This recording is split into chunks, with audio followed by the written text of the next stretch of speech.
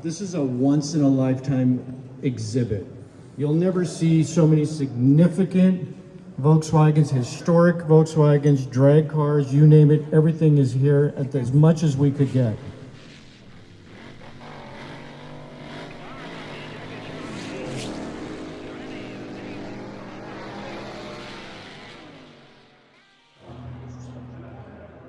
Hey guys, Eddie Collins from Hot VWs back here again, Grand National Roadster Show. You guys, this is crazy for me, okay, and to share with you guys. I'm here with Norm Roberts, and he's got a car here that I actually saw 30 years ago.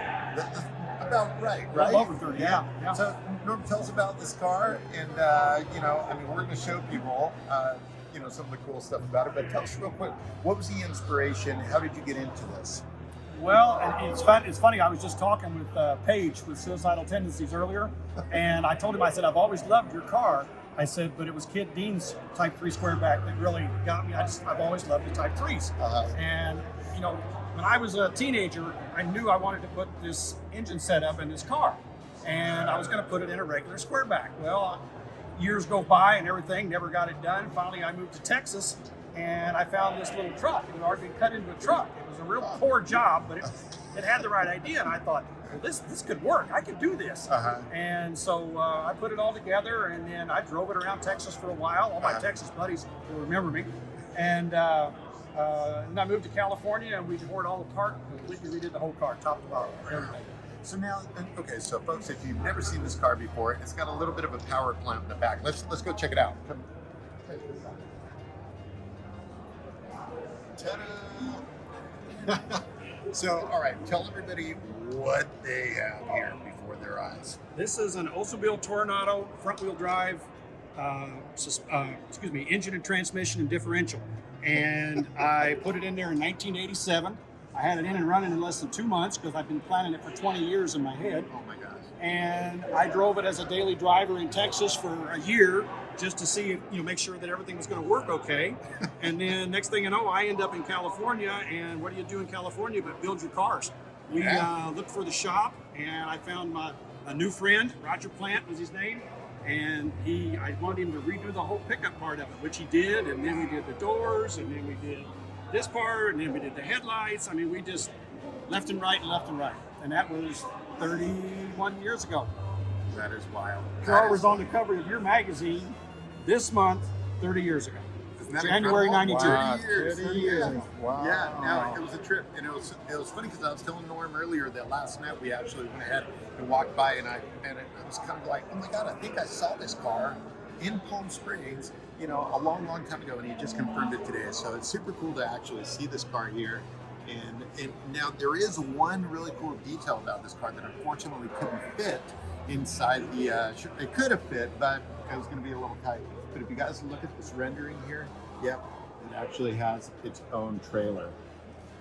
Matching trailer, which is pretty cool. So what was the inspiration on the trailer? You just thought, okay, I need a little bit more space since I took it all up with the engine? When I moved from Texas, like I said, that was late 89, I brought 2 spare fenders because I thought somewhere along the line, somebody's going to hit me and I'm going to need a fenders. I carried these fenders around for years. And finally I decided, you know what? I think I want to turn them into a trailer. And everybody asked me the same thing. They said, well, why do you want a trailer? And I said, well, every place my wife and I go, I have to have someplace to haul her shoes. She carries shoes. What can I say? So that's what the trailer started out with. Nice. And we've pulled it behind us several times. Of course, with that motor, it doesn't have any problem pulling the trailer. I wouldn't think so. And it pulls really, really nice. I mean, it's a really nice, sweet setup. No, it's a shame we couldn't put it in, but they needed the room for cars, and I understood that. Yep. No, it's so cool just to see the louvers. They're just timeless. I mean, I think it's neat. Definitely takes you back. The tweed, I mean, yeah, that's old school. Scallops. I mean, it's like Eric, correct? It's fun to see. And now you were also mentioning that the model was almost going to be here, and unfortunately she couldn't even make it. I've been talking to her for the last 2 or 3 days. I knew she was going to be in Wyoming and couldn't be here, so I kept talking to her, and I couldn't get her to get out. I was really hoping we could get her out and have her in your guys' booth. Oh, that would have been cool. That definitely would have been cool. Well, I'll tell you, it's a pleasure seeing it here, and I mean, never in my wildest dreams would I have thought 30 years ago that someday I would actually finally be meeting you, because even though I saw it back in Palm Springs, I never saw you. Exactly, yeah. Oh, yeah. I told you I was sitting over there having fun with popping the doors on people looking in the door at the time with the remote on the poppers. It was a little bit of a hot day. Oh, yeah, it was a warm day. Yeah. Definitely. All right, so you guys know, we were just talking about the fact that the model was maybe going to be here. It didn't work out. But something else that's really cool when you look at the cover is the car right on top here. Yep. See that car right there, you guys? Look. Ta-da. It's actually right next door. And I mean, it's pretty wild to actually have both these cars next to each other, which is kind of neat.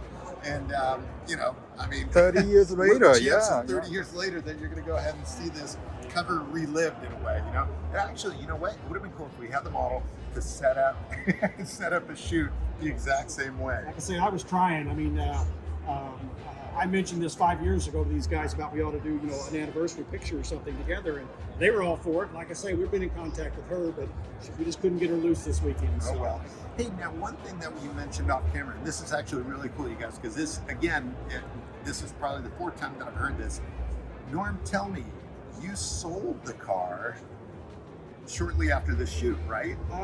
No, the shoot was in 91. We took the pictures in 91. When did you sell the car? I sold the car in 95. Okay. And it was gone 9 years. It went to Arkansas. It went to Northern California. It went to Arizona. It went to Southern California. It went to Oregon. And then I bought it back and brought it back to Southern California. You bought it back, you guys. Another- Where did you find it? Well, I found it on eBay. But my brother actually found it on eBay, and he called and told me. He said, "Hey, the car's for sale on eBay." And I said, "Okay, I'll check it out." And I saw what what it looked like it might sell for. And so, it had been gone 9 years now at this point. And the guy had retired and took it to Oregon with him, and it had no business being in Oregon. He advertised it. He said, "I need a new mountain motor for my Pro Street Camaro." He said, "This has got to go."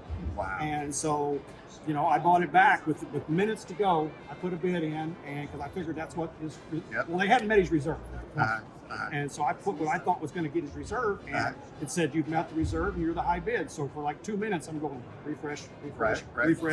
And I wasn't going to bid 10,001. That was it. It's only going to be 10,000 is what I paid. I bid 10,000. So after I won, I had his phone number from a previous eBay ad. Okay. So I called the man and talked to him for 30 minutes before I told him that I was the one that built the car. Because I wanted to see how much I did this and I did that, and I know exactly who did what, because I did. Right. And he was very upfront, very honest, offered to meet me halfway between here and Oregon. And I said, "No, I don't own a trailer." I said, "I'll rent one when I get up there, throw it on the trailer, and head south." Wow. And we came back, and we cleaned it all up, and touched up what we needed to and everything. It was, it was really in pretty decent shape. It was a little dirty, but it was in real good shape. That's cool. So That we got is it back, cool. and that was So look at that, you guys. 2004. You get rid of a car, and before you know it, it comes back. Oh, yeah. So, very cool. Well, it's kind of like they talk about the old girlfriends, how much you miss them until they're gone, kind of thing, Nice. I like it. All right. There you go, you guys. It'll get Good me time. in trouble, but it's not. I like it. That's great. Good stuff. Norm, thanks for bringing it out. Appreciate your time. Thank you. Appreciate it, And, guys. Thank you. All right, Thank you. guys. Enjoy. Yeah, right there. Oh, right there. I thought it was. Oh, that's so cool. See, I came from Indiana, Oh, you're from Indiana? so Wow, that's I'm cool. doing this. So, Very cool. You know where I'm from? Indianapolis, Indiana. oh yeah. Yep, born and raised. Small world.